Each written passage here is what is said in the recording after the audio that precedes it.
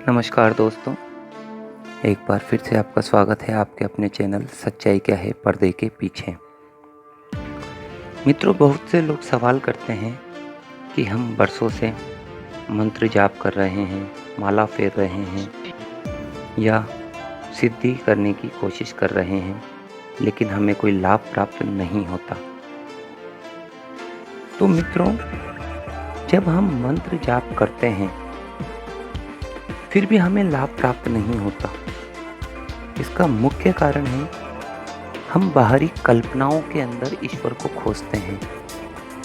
हम आज भी हमारी पुरानी कथाओं या जैसा कि टीवी में, धारावाहिक में जो भी कल्पनाएं हमें दिखाई गई, उन्हीं में ईश्वर को खोजने का प्रयास करते आ रहे हैं।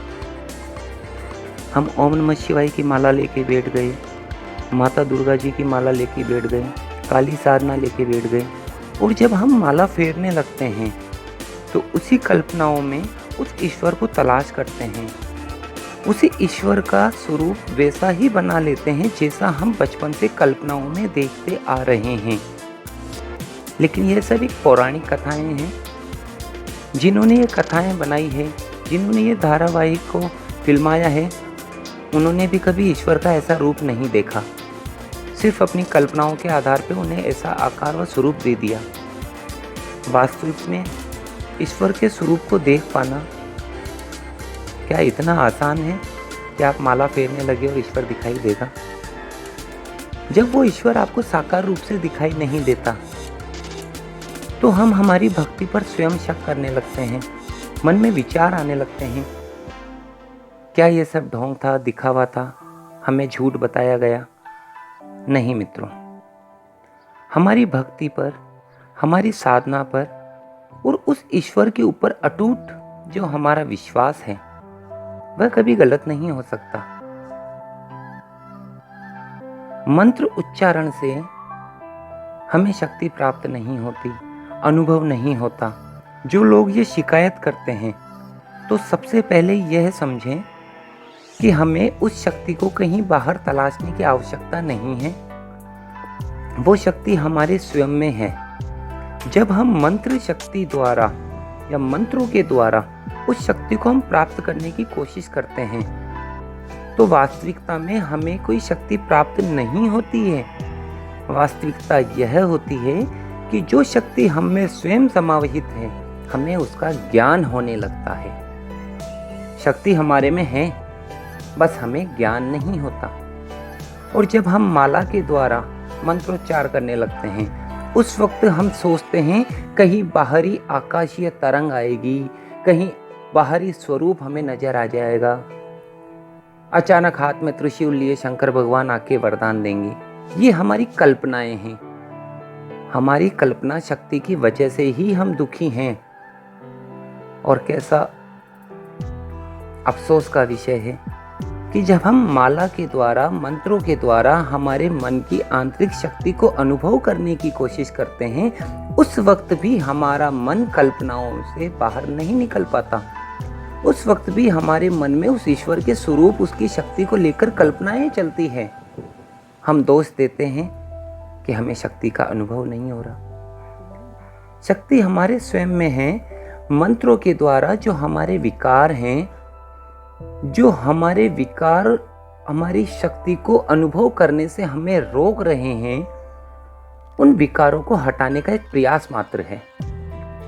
जब ये विकार हटते हैं और हमें अपनी आत्मा का बोध होने लगता है, हमें आत्मशक्ति का ज्ञान होने लगता है, तो वो शक्ति हमें स्वयं में समाहित होते हुए स्वतः नजर आने लगेगी। हमें महसूस होने लगेगा कि ये शक्ति वास्तविक रूप से हमारे अंदर थी, लेकिन जिसको हमने अज्ञानता के अंधकार के कारण कभी पहचानने की कोशिश ही नहीं की। उस अज्ञान रूपी अंधकार को हटाकर हमारे वास्तविक आत्मशक्ति को महसूस करने की, पहचानने की जो विधि है, उसे ही हम मंत्रोच्चार कहते हैं। मंत्रोच्चारण से बाहरी शक्ति कभी हमें दर्शन नहीं देती है, लेकिन मंत्रोच्चारण के द्वारा हम अपने जीवन का वास्तविक स्वरूप पहचान पाते हैं। हमारा जीवन किस प्रकार हमें सुचारू रूप से चलाना है, क्या काम हमें करना है, क्या काम हमारे लिए निषिद्ध बताए गए हैं, उन सभी चीजों का बोध होने लगता है। हम कल्पना करते हैं कोई बाहरी शक्ति आकर हमें वरदान देगी और हमारे सारे काम अच्छे से होने लगेंगे। नहीं मित्रों, जब हम मंत्र शक्ति से अपनी आत्म शक्ति को जागृत कर लेते हैं, उस शक्ति का हमें अनुभव हो जाता है कि हमारे स्वयं में, मन में, आत्मा में इतनी शक्ति है जो हम हमारे विकारों के कारण काम में नहीं ले पाए। बस यही एक प्रयोग हमें मंत्र शक्ति द्वारा करना होता है। जिस दिन हम मंत्र शक्ति से अपना आत्म शक्ति को जगा लेते हैं, हमें अच्छे और बुरे का ज्ञान होने लगता है। हमें किस कार्य को किस विधि से किस प्रकार करना है, उसका क्या नियम, क्या अनुशासन है, जब यह जान गए तो वो काम हमारा अपने आप होने लगता है। तब हम कहते हैं मंत्र शक्ति से हमारे पास कोई सिद्धि है और हमारा काम सफलतापूर्वक पूर्ण हुआ। मित्रों, मंत्र शक्ति से हमें कोई सिद्धि प्राप्त नहीं हुई है। जो हमारी आत्म शक्ति थी, जिसके ऊपर अज्ञानता का अंधकार था, जिसके कारण हमारी शक्ति से हम परिचित नहीं थे, मंत्र शक्ति के द्वारा हमने हमारे छुपे हुए वास्तविक शक्ति को पहचानने का प्रयास किया। जैसा कि अन्य धर्म ग्रंथों में, कई किताबों में लिखा हुआ है, ईश्वर प्राप्ति का ऐसा मार्ग। तो मित्रों, वो एक आपकी प्यास बढ़ाने का काम करते हैं कि ऐसा करेंगे तो ऐसा हो सकता है। उससे आपके मन की तृष्णा जागृत हुई, आपके मन की प्यास जागृत हुई। वो एक प्यास जगाने का माध्यम है। वो धर्म ग्रंथ कहीं भी उपलब्धियों का साधन नहीं है। उपलब्धियां आपके स्वयं की मन की इच्छा शक्ति से आती है। आपकी दृढ़ शक्ति और मजबूत इरादे होंगे तो वो शक्ति आप में जो स्वयं है, आप उसको पहचान पाएंगे और अपने जीवन का मार्ग प्रशस्त कर पाएंगे। यह विधि होती है मंत्रोच्चार की।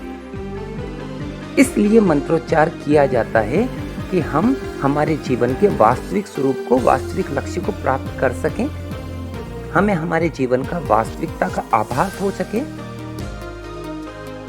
बस जिस दिन ये प्रयास करने लगेंगे, आपको अपने मन की भ्रांतियां दूर होती नजर आएगी और आप अपने आप को ईश्वर के समीप पहुंच गए हैं ऐसा महसूस करने लगेंगे। जय माता जी की मित्रों।